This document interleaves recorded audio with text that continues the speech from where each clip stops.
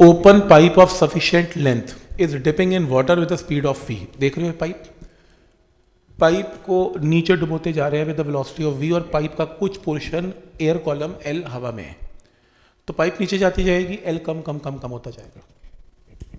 ठीक, ऐसे ही है।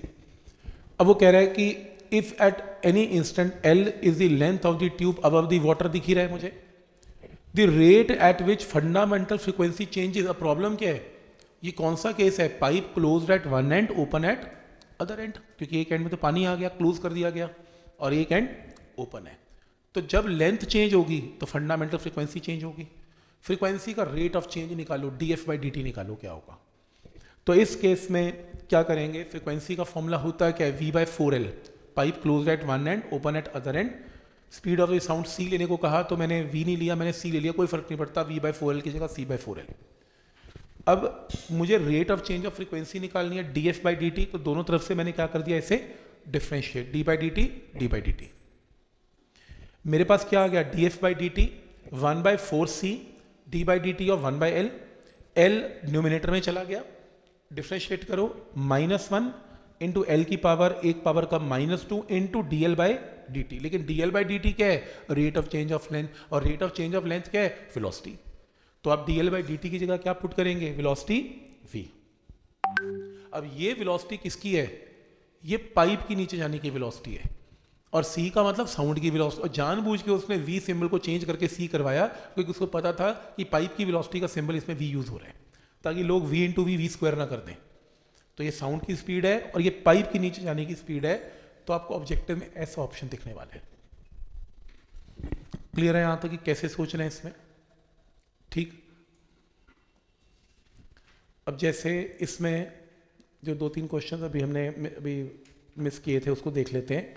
इसलिए किए थे, थोड़ा ना कैलकुलेशन बड़ी थी, तो चलो मैं एक बार बता देता हूं करना कैसे है।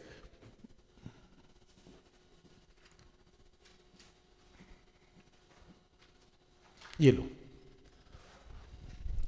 N open organ pipe of length L, ठीक है, ओपन का मतलब open at both the ends है, is sounded together with another open pipe of length L plus x in fundamental tones। दो पाइप्स ले ली, एक ही लेंथ L, एक ही length L plus x, और दोनों को फंडामेंटल मोड में बचा दिया, तो फंडामेंटल फ्रीक्वेंसी है इसमें। अब वो कह रहा है स्पीड ऑफ साउंड तो चलो v है, बीट फ्रीक्वेंसी क्या होगी, बहुत सिंपल है, बीट फ्रीक्वेंसी क्या होगी, बीट फ्रीक्वेंसी क्या है, डिफरेंस ऑफ फ्रीक्वेंसीज। तो बीट फ्रीक्वेंसी में फंडामेंटल फ्रीक्वेंसी का फॉर्मूला क्या होता है, pipe open at both and में v/2l, तो पहले लेंथ L है, अब लेंथ L plus x है, तो ये डिफरेंस क्या है, बीट फ्रीक्वेंसी। याद रखना जिन क्वेश्चन में ऐसे गिवन होता है x बहुत छोटा है L से, कहीं ना कहीं बाइनोमियल का एप्लीकेशन होने वाला है।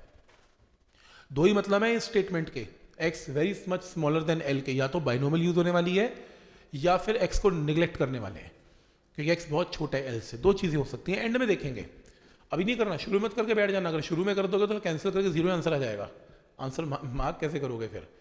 तो आपने दोनों की फ्रीक्वेंसी ली, बीट फ्रीक्वेंसी है, यहां से v/2l बाहर निकाल लिया, यहां तो आ गया 1 हो गया, यहां 2l नहीं था, 2 था, l तो था नहीं, l से इसे क्या कर लिया, मल्टीप्लाई, कॉमन निकल गया यहां से, ये रही।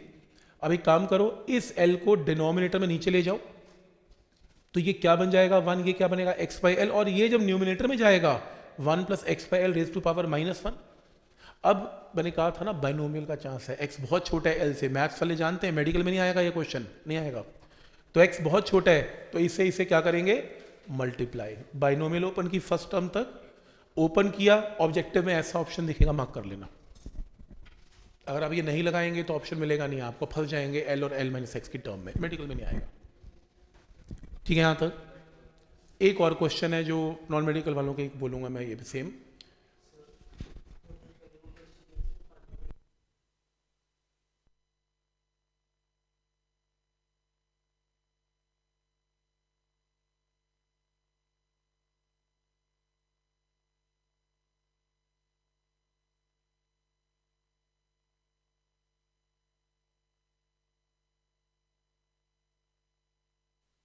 Source of sound of frequency f crosses the stationary observer with the speed of vs।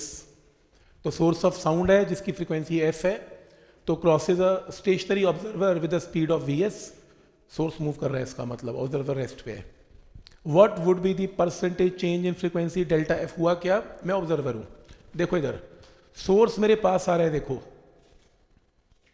और फिर मुझे क्रॉस कर गया, पहले पास आया और फिर क्रॉस कर गया। तो जब पास आ रहा है फ्रीक्वेंसी बढ़ गई, जब दूर जा रहा है फ्रीक्वेंसी घट गई। परसेंट डेल्टा एफ कितना हुआ, चेंज इन फ्रीक्वेंसी बोलो, ये क्वेश्चन है। तो मैंने क्या किया, ऑब्जर्वर रेस्ट पे है, ये देखो सोर्स पास आ रहा है, फिर सोर्स दूर जा रहा है, तो चेंज ऑफ फ्रीक्वेंसी जब पास आ रहा है तो ये फ्रीक्वेंसी है डॉपलर इफेक्ट से, और जब दूर जा रहा है तो ये फ्रीक्वेंसी है डॉपलर इफेक्ट से। एफ यहाँ से काम करो, आपको जो ऑब्जेक्टिव के अंदर देखो, वैसे तो आंसर आ गया, सिंप्लीफाई करो एलसीएम लो, आंसर मिलेगा नहीं, लेकिन आपको ऑब्जेक्टिव के अंदर आंसर ऐसा दिखेगा आपको। अब कुछ ना कुछ तो नेग्लेक्ट हुआ है इसमें। तो बेसिकली क्या करना है, v से जो न्यूमिनेटर का v है डिनोमिनेटर में ले जाओ, तो ये 1 और वी एस बाई वी हो गया, ऐसे ये भी हो गया।